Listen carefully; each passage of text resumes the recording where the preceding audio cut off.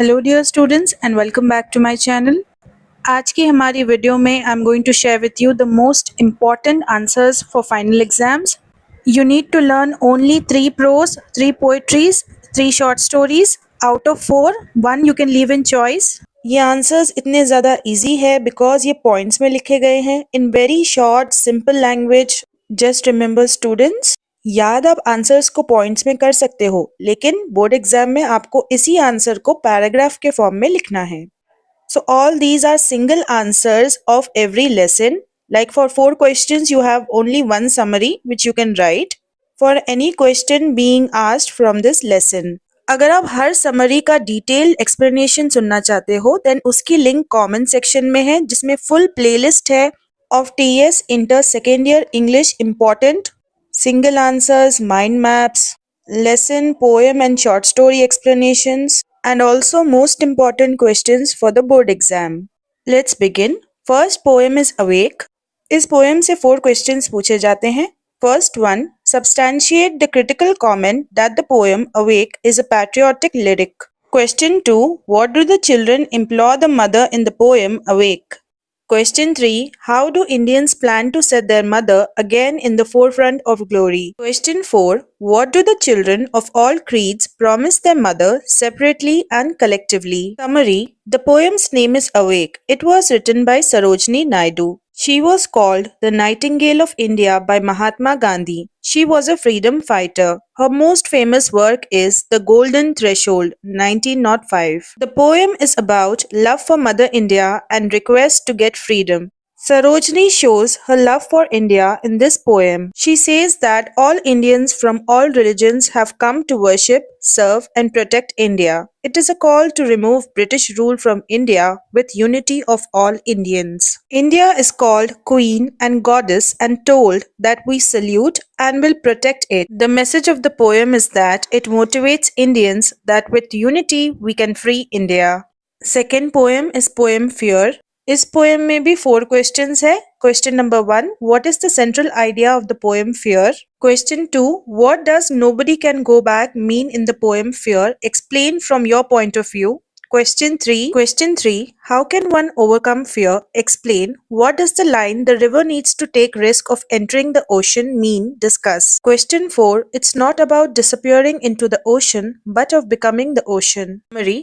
The poem's name is Fear. It was written by Khalil Gibran. He was a Lebanese American poet. His famous work is The Prophet. The poet takes 2 symbols from the nature, that is the river and the ocean. The river shakes before entering into the ocean because it thinks that it will lose its identity. It looks back at all the villages and forests it had traveled, but it cannot go back. It is impossible to go back and she has to take a risk and enter into the ocean water. It is a powerful message to human beings who have many fears like fear of death, fear of change, fear of identity, fear that everyone will forget them, and many more fears. The river should think that it is getting a chance to become a part of such a big ocean, and only then fear will disappear. The message of the poem is that we must learn how to overcome fear by taking risk. Next poem, On the Grasshopper and Cricket. इस poem से भी 4 questions पूछे जाते हैं. Question number 1, what is the theme of the poem On the Grasshopper and Cricket? Question 2, according to Keats, when does one hear a cricket song? Question 3, when does a grasshopper sing? Question 4, discuss the common features between the grasshopper and cricket. Summary, the poem's name is On the Grasshopper and Cricket. It was written by John Keats. His most famous works are Ode on a Grecian Urn, Ode to a Nightingale, and longest poem Endymion. This poem is about the never-ending beauty of nature. The poet uses 2 symbols from the nature, that is the grasshopper and the cricket. The grasshopper never gets tired by singing during the summer season. The cricket sings during the winter season. When people are half asleep in winter season, they hear the cricket's song, but think that the grasshopper is singing on a grassy hill because it has a similar voice. The cricket's voice comes from the stove. The cricket song gives warmth of summer in winter. It is a 14-line sonnet First 8 lines are called octave that talk about the grasshopper. The last 6 lines are called sestet that talk about the cricket. The message of the poem is that poetry of the earth is never ending. Next poem, Goodbye Party for Miss Pushpa TS. इस poem से भी 4 questions हैं. First one, do you agree that the poem Goodbye Party for Miss Pushpa TS is a farewell address? Justify your response. Question 2, how does the speaker describe Miss Pushpa in the poem? Question 3, what is the central idea of the poem Goodbye Party for Miss Pushpa TS? Question 4, does the poem bring out the sweetness of Miss Pushpa? Justify your answer. Summary, the poem's name is Goodbye Party for Miss Pushpa TS. It was written by Nizam Ezekiel. He was an Indo-Anglian poet. He got educated in Mumbai and London. He was a multi-talented poet. This is a humorous poem. It makes fun of Indians who tried to speak English, Babu English, after independence. There is a farewell party for Miss Pushpa who is leaving for abroad, and the speaker gives a speech for her at the party. He uses simple Indian sentences that sound funny due to grammatical errors. Miss Pushpa's friends wish her a safe journey. The speaker talks about her good qualities. He says that she is popular, sweet lady, always happy, and is the daughter of a lawyer, and she keeps smiling. Everyone at the party speak after this speech. This poem is funny, cheerful, and has positivity. The message of the poem is not about Miss Pushpa leaving, but it's about human mistakes. Now we are done with all 4 poems, but remember students, out of 4, any 3 only you have to learn for your board exam. Now prose lessons. First lesson is how to avoid foolish opinions. इस lesson से again 4 questions है. Question 1. How can we prevent developing a dogmatic attitude as per Russell's suggestion? Question 2. Travel is an excellent educator. Explain with reference to Russell's essay, How to Avoid Foolish Opinions. Question 3. According to Russell, what is the only way to tackle self-pride? Question 4. What does Bertrand Russell say about a person getting angry about a difference of opinion? Summary. The lesson's name is How to Avoid Foolish Opinions. It was written by Bertrand Russell. He was a multifaceted genius. His famous works are Principia Mathematica and Problems of Philosophy.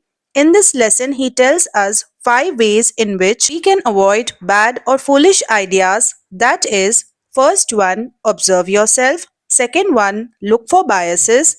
Third one, read a newspaper from outside. Fourth one, travel outside your neighborhood to remove prejudices. Fifth one, have a mock debate with an imaginary opponent to avoid foolish fights. He tells us not to become like Aristotle who gave dogmatic statements. He tells us not to follow foolish customs like the Chinese and Manchus. He says in arithmetic there is no bad treatment, but in theology it is there. He tells us not to have human pride as we are a small part of this big planet. The message of the lesson is that it makes us think about mistakes of human beings and teaches us not to make foolish decisions. Next lesson, the awakening of women. From this lesson, again 4 questions are there. First one, why were Indian women in the 19th century most backward of all women in the world? Question 2, but when the movement was already started, women were everywhere at the forefront. Elaborate. Question 3, what is the true test of the changed position of women in India? Question 4, name some legislative reforms mentioned in the essay The Awakening of Women that seek to establish the equality of women. Summary, the lesson's name is The Awakening of Women. It was written by K.M. Panikkar. He was a prolific writer, studied in Madras and Oxford University. He published 50 books and articles in Malayalam and English. In this lesson, he talks about position, status, and transformation of women. Women participated in the Gandhian movement that gave courage to women to participate in the national movement. Women progressed in life and got freedom from social slavery, unwanted practices, and customs. Women got freedom from legal, social, and political restrictions when they participated in the Brahmo Samaj movement. Gandhiji said that women are the primary powerhouse when he saw that they actively participated. Women got rights like independent property, freedom to marriage, and prevention from temple services. The message of the lesson is that it has good details and facts that convince readers that really the position of women in India has changed after independence. Third prose lesson is solution to plastic pollution. Again, 4 questions are being asked.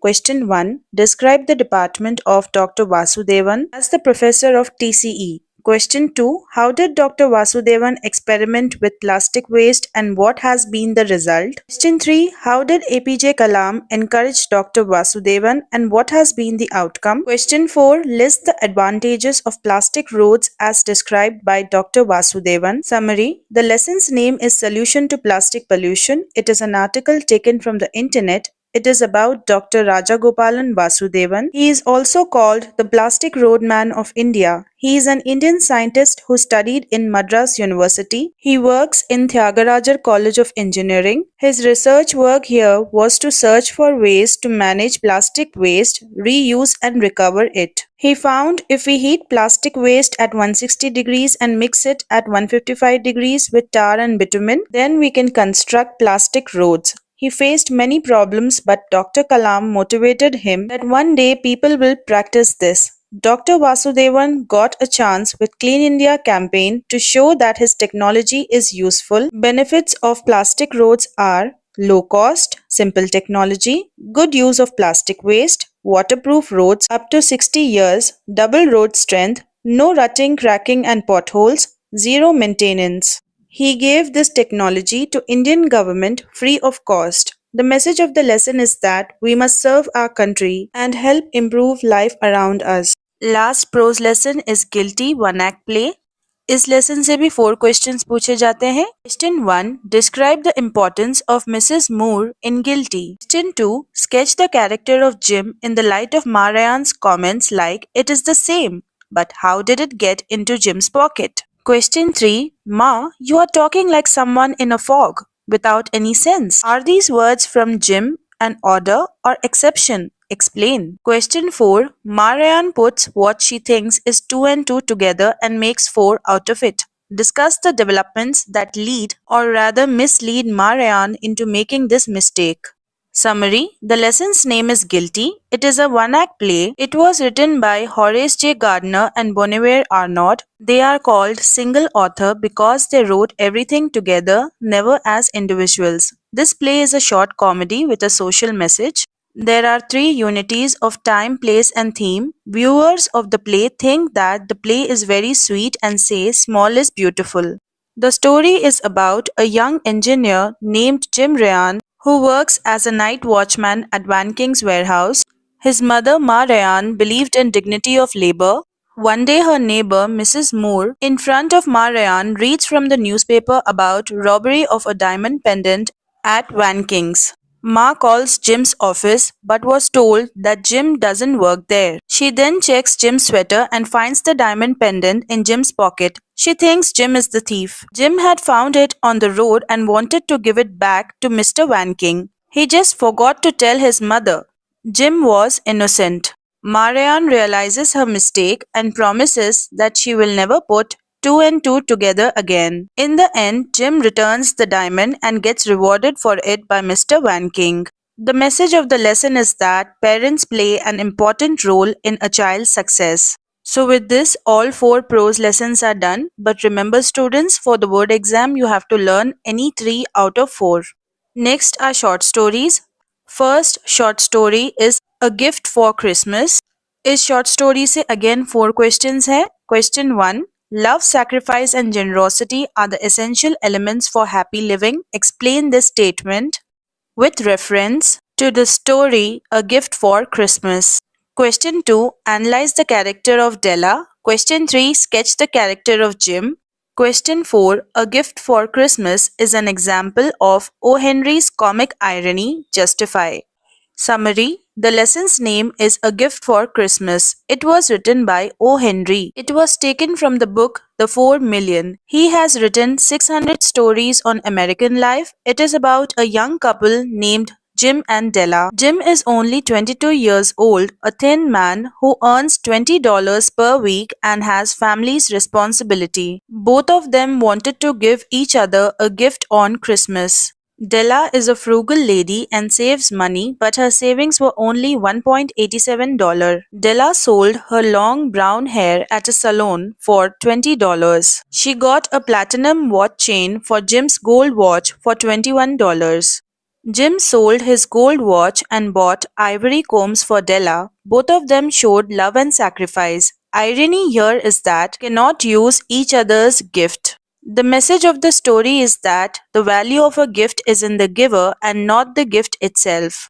Next short story is The Woman on Platform Number 8. Question 1. Describe the character of Arun, the boarding school boy. Question 2. What did Satish's mother advise him about strangers? How did Arun and Satish react to her advice? Question 3. What made Arun call the strange woman mother at the end? Question 4. Give any 4 reasons to explain why. Arun developed instant liking for the strange woman in a white sari on platform number 8. Summary. The lesson's name is The Woman on Platform Number 8. It was written by Ruskin Bond. His most famous work is The Blue Umbrella. He has won the Padma Shri and Padma Bhushan awards. Arun is a 12-year-old schoolboy. He is confident, good observer and travels alone without fear. Arun is going to his school by train and is waiting at the station. A simple woman in a white sari comes to him and offers him food. Arun was going to refuse, but she held his hand and took him to the station dining room. She ordered tea, samosas and jalebis and listened to him like a mother. Later, Arun meets his classmate Satish with his mother on the station. Arun felt hate towards Satish's mother because she thought Arun and his mother are poor. She was a lady full of attitude and show off. Arun liked the strange lady for her nature, kindness, calmness on her face, and her deep voice. When the train arrived, Satish and Arun sat in the train, and before leaving, Arun said goodbye, mother, to the strange lady. The message of the story is that it teaches us how to identify simple and nice people and also people who do things for show off. Next short story is The Doctor's Word. Question 1. Sketch the character of Dr. Raman. Question 2. People came to him, Dr. Raman, when the patient was on his last legs. Why? Question 3. Describe Gopal's health condition and his anxiety about the will. Question 4. If my word can save his life, he shall not die, said Dr. Raman to himself. Explain the situation that makes the doctor say so. Summary. The lesson's name is The Doctor's Word. It was written by R.K. Narayan. He has a career of 60 years and is famous for stories on Malgudi days. And he works at Lolly Extension. He is an honest man, trusted doctor and a friend of Gopal for 40 years. His fees is 25 rupees and patients visit him only when they are serious. One day Gopal's son tells Raman that Gopal is not well since 1.5 months. Dr. Raman goes and visits Gopal and conducts his operation at home. He knows that Gopal will not survive but keeps him under observation. Gopal gets up at night and asks Raman if he will survive or die because he has to sign a property will, otherwise his family will be troubled by Subaya and gang. Dr. Raman for the first time in his life tells a lie because he didn't want to take away Gopal's hope. A miracle happened the next day. Gopal was out of danger. Dr. Raman told Gopal's wife, "Don't look unhappy, lady. Your husband will live to be 90 years." It was a mystery for Dr. Raman that how Gopal was saved from a big attack. The message of the story is that we must understand the value of soothing words and its positive impact. Last short story is an interview. This lesson has 4 questions. Question 1. The narrator thought that the interview was superfluous. Why? Question 2. The dean began to look interested. What was he interested in? Why? Question 3. Why do you think the old man visited the waiting room? Question 4. His face suddenly lightened. Do you think the dean was really happy with the narrator? Why? Summary. The lesson's name is An Interview. It was written by Richard Gordon. He was a surgeon, an anesthetist, and a writer. He is known for his Doctor series of novels. This story is about Richard's own experience. He was an 18-year-old fast, worthy, wings 3/4 player in rugby game. He wanted admission in St. Swithin's Medical School, so he had to attend an interview. The secretary of the dean asked him three questions that were: have you been to a public school? Do you play rugby, football, or any other association? Do you think you can pay the fees?